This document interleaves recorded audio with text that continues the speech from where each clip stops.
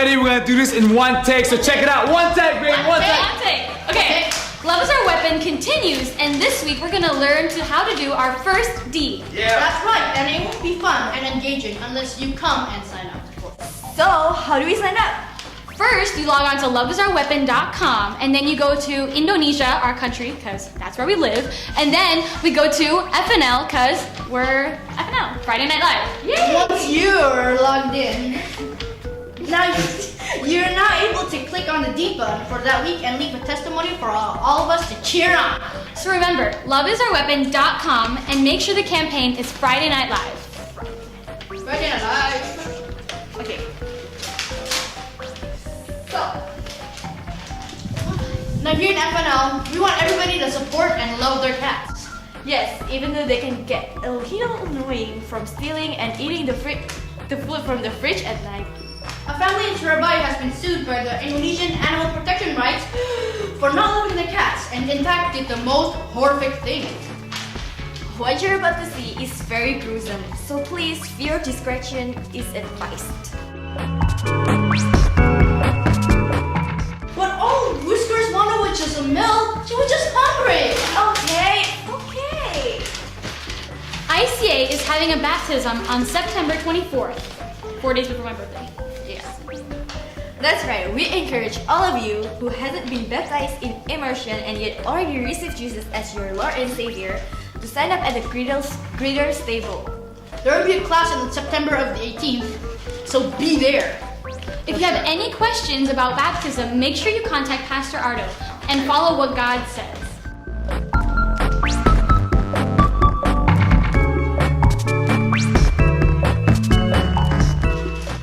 Yo, Pastor Scott's gonna preach you! Woo!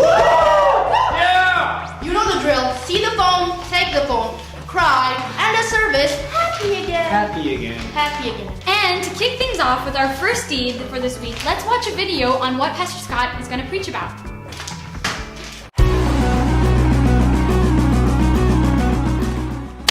I remember I used to play rugby league for the Nowra Warriors, and I used to play every single week. I was a left centre, that was my position, and I would play my heart out. And every week they would give away McDonald's Encouragement Awards, and 1 week my name was announced. I became that week's best player, and I was so pumped, and I went away and got my Happy Meal, and it was awesome. And I remember the encouragement I had as a young lad back then playing, and how pumped I was. I went home and showed my parents, and it was a good day. A few weeks later we had a rugby league tournament, and I went from being a pretty average player to getting player of the tournament because I just went crazy. I was so encouraged by it a few weeks beforehand. And you know, encouragement is one of these things that's so powerful in the kingdom. It's such a great thing that God's given us to share with each other, to share with others. I've seen people over time that have gone from being very discouraged to being encouraged. And the power of encouragement is this. Every single time you encourage someone, you speak courage into that person. You speak faith into that person. You speak identity into that person. And it says in Proverbs chapter 12, verse 25, it says that anxiety makes a man's heart heavy, but it says that encouragement makes it glad. And I want to encourage you today. You have the power of encouragement. You have the power to see other people set free through encouragement. If you think about the word encouragement, it says courage. It's encouragement. Every single time you encourage, what are you doing? You're speaking courage into somebody. You're speaking faith into somebody. And in 1 Thessalonians 5 verse 11 it says that we are to encourage each other and build each other up.